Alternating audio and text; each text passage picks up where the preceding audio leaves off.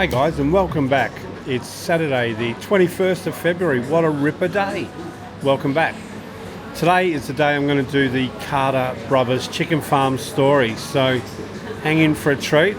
I just had an awesome lunch. I had the chili omelette and a chatterbox. It was spectacular.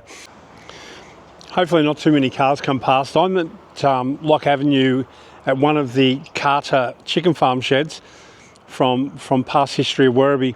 I don't see a lot documented, particularly on YouTube, about the Carter brothers and their contribution to the Werribee community. I'm just going to read out a little piece to give you an idea of the background and the history, and then we're going to go visit some locations. Carter Brothers Poultry Empire. Walter Wally Carter arrived in Australia as a 15-year-old with his parents in 1910. While doing his apprenticeship to become a blacksmith, he built a fowl house in his parents' backyard and built up the numbers to 2,000 hens by 1918. Wally was completely concentrating on his poultry business and had taken his father into partnership, had 4 employees and was developing his own poultry farm on his own land. Walter's brother James joined Walter and their father in the partnership of Carter Brothers in 1922. Walter and James bought out their father in 1927, and with a stock of 130,000 birds, the poultry farm was the largest in the Southern Hemisphere. To provide housing for their workers and families, the Carter Brothers built an estate of 206 houses, which we'll visit later, during the period of 1915 to 1972, located on the north side of College Road and north of Russell Street. I'm on the edge of Russell Street now. The estate is now commonly known as the Carter Estate.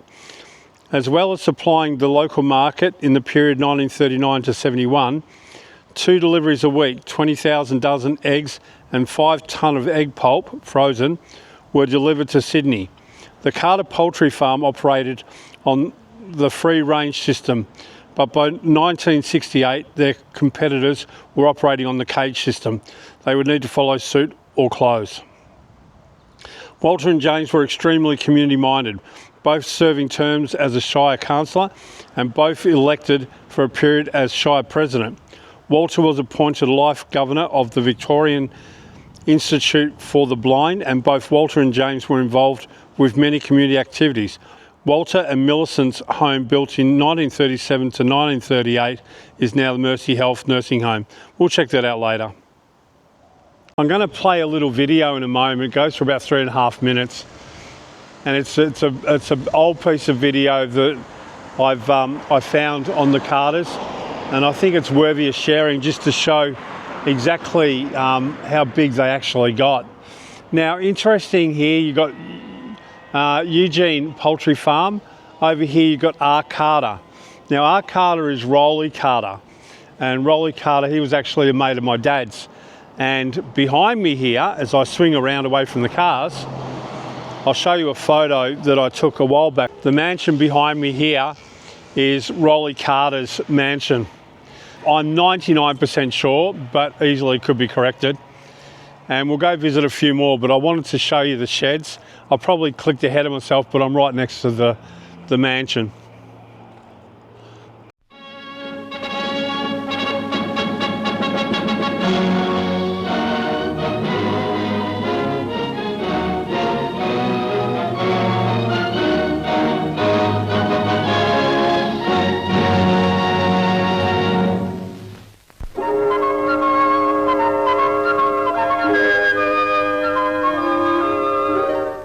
Feeding the hens and pullets at the Werribee Chicken Farm, Victoria, is no small task, as there are almost 100,000 of them. It's the largest farm of its kind in the Southern Hemisphere. An egg a day keeps the axe away. The result is that the nests are well filled. Each bucketful is only a tiny drop in the great volume of eggs produced here for home and overseas. At the State Egg Board, eggs are cleaned, examined and lined up on belts, readiness for grading by hand. The price of eggs varies according to the grades. In these days, when the demand far exceeds the supply, prices are high. Now the eggs are placed on a roller for further grading by a machine which is the only one of its kind in Australia. and speeds up the flow from producer to consumer.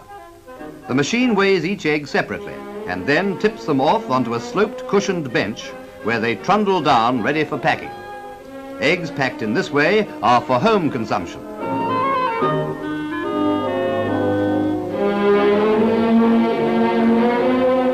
In many parts of the world, eggs are practically as scarce as, well, hen's teeth, so that large quantities are exported from Australia.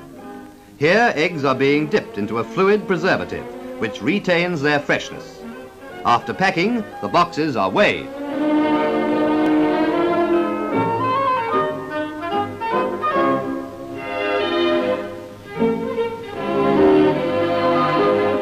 Not all eggs from Werribee are for domestic consumption.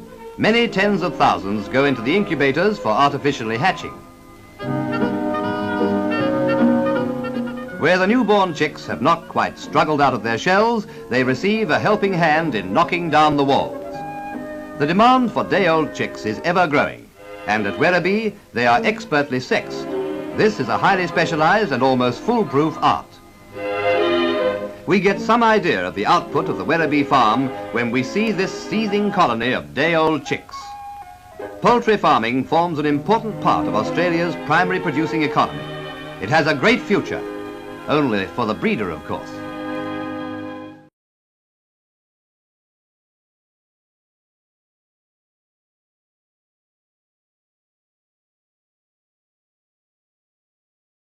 It's kind of good doing this video today because last time obviously it was raining, but also it gets really busy here as well because there's a lot of industry in here.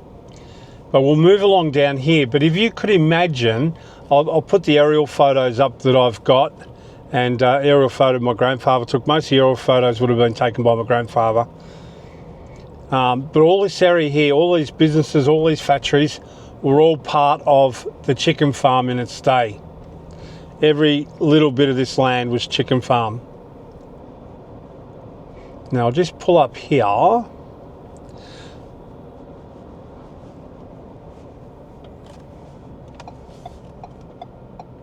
So these buildings here, you can see the silos in the background there.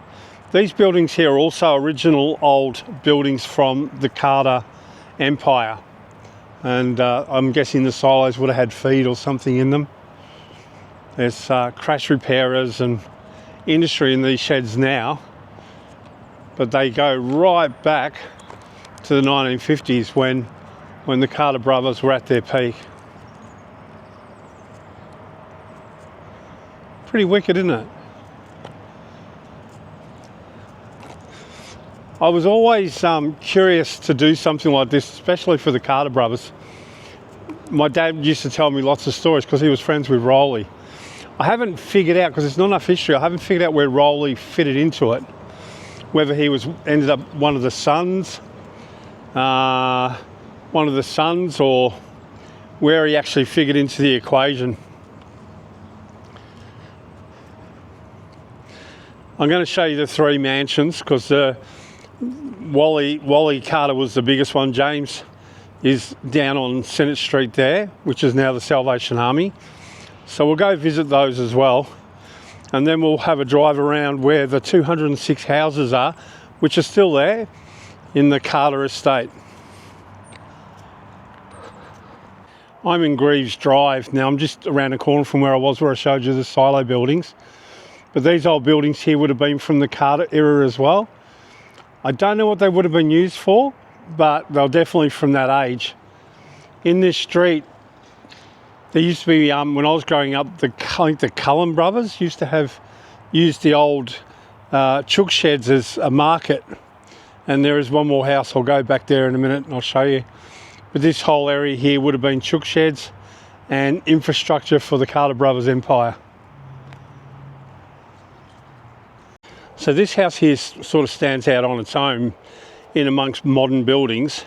But it might have been a manager's quarters or something like that, but a relatively big house with a garden. So we followed around.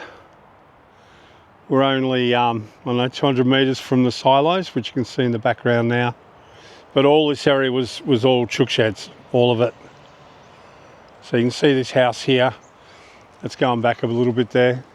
probably to the 1950s. As we wander down here, you'll see the sheds on the right and the gardens of the mansion on the left. So this is like looking at Bruce Wayne's manor. This was Wally Carter's mansion, and as I mentioned in the early spiel, it was built between 1937 and 38, and it's a massive old house.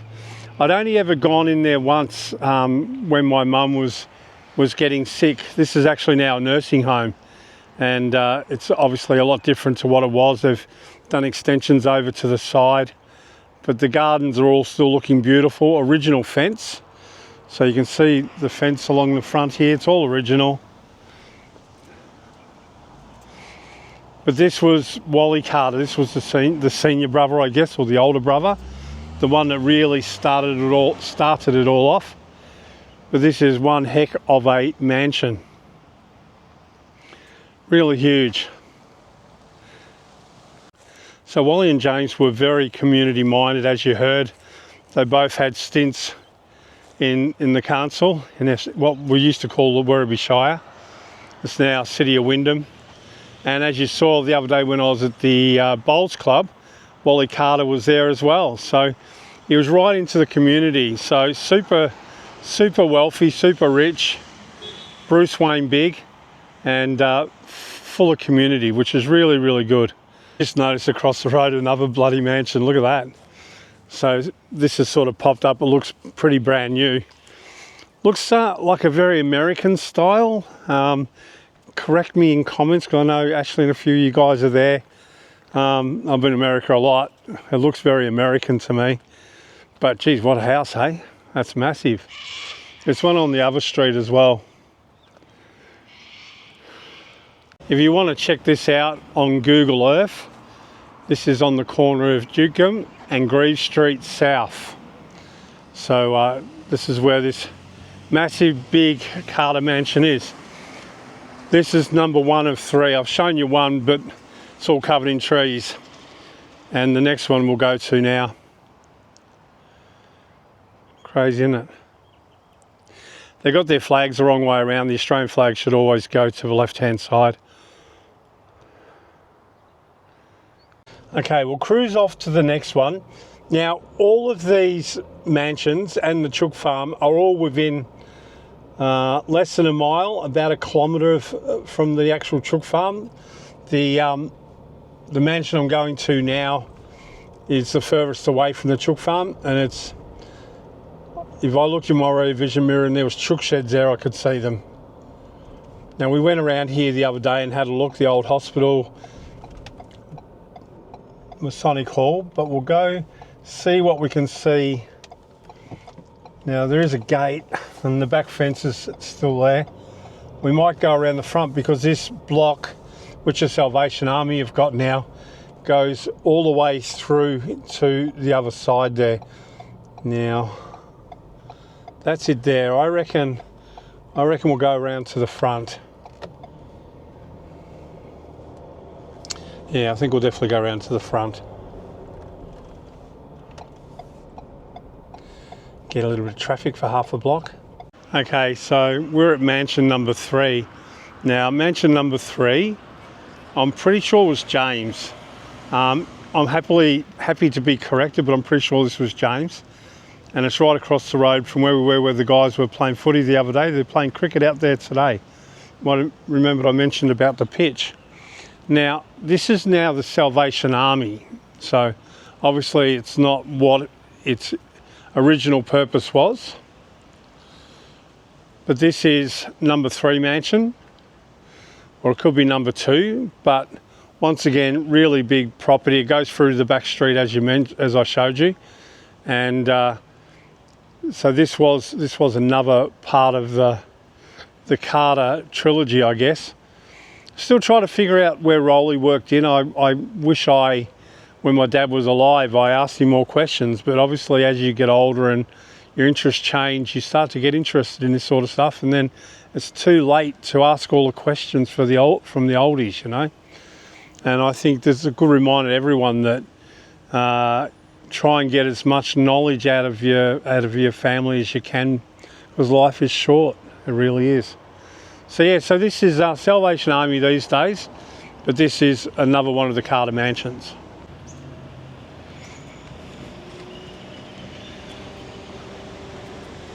So the fence is original.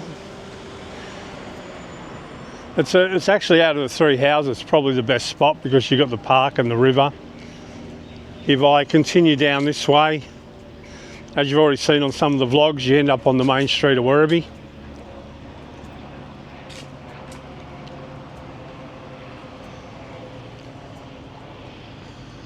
So that'll give us a little bit better view through there.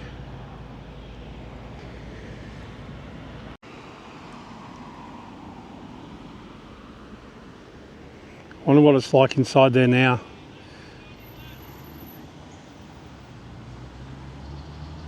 So I'll walk down here a little bit and just show you. So this is pretty much part of the Carter estate.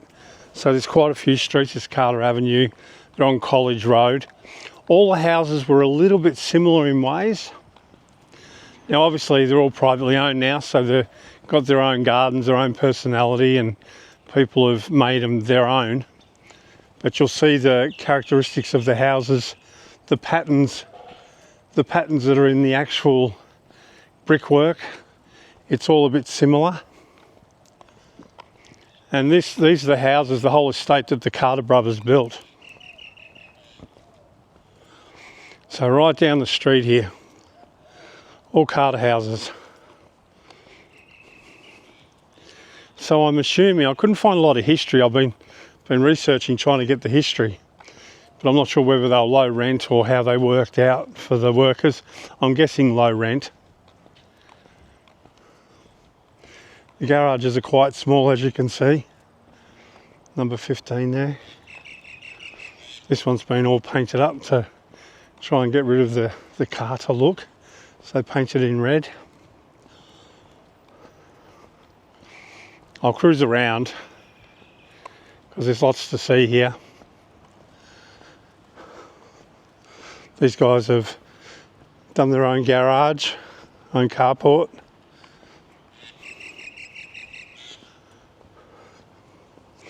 The stories that could be told about the Carters. I might actually, in the community group that I run, so this one here, they've actually built a house at the back and they've made it in the same colours. Or is that original? No, I don't think so. Alright, I'll wander back to my car. But you're getting the drift of what the Carter brothers did to this community. Pretty massive. They were involved in the community, they built houses for their workers. They cared about the community by being part of the council. Really community minded. But all things must come to an end. So by the looks of these, they finished building these around 1972. Now the actual chook farm, I don't remember. I remember where I showed you before. I remember the sheds, and it was Cullen Brothers, I think, that had Cullen Brothers that had like market or second-hand stuff, second-hand furniture, that sort of thing. Once again, I was pretty young and probably not at the age where I was looking for second-hand couches.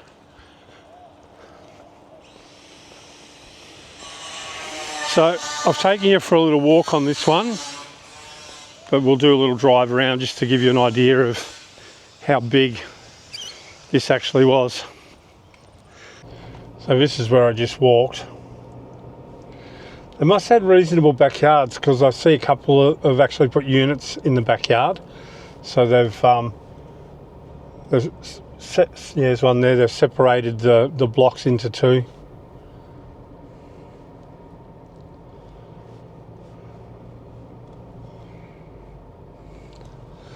So it's a dead end going to the left. I'll go out this way.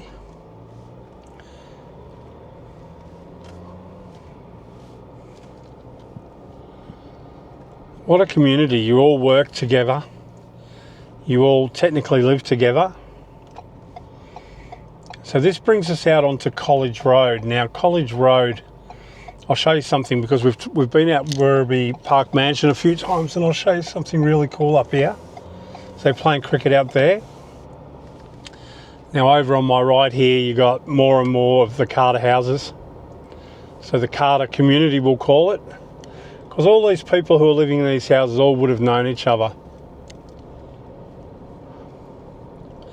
But what I'll do is I'll take you up to the corner here and we'll finish off the vlog up here at the corner.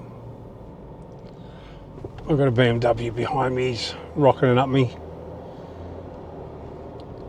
Got scout halls on that side. But I'll come up here to these gates up on the corner. So I'll walk down and show you my final little piece of information.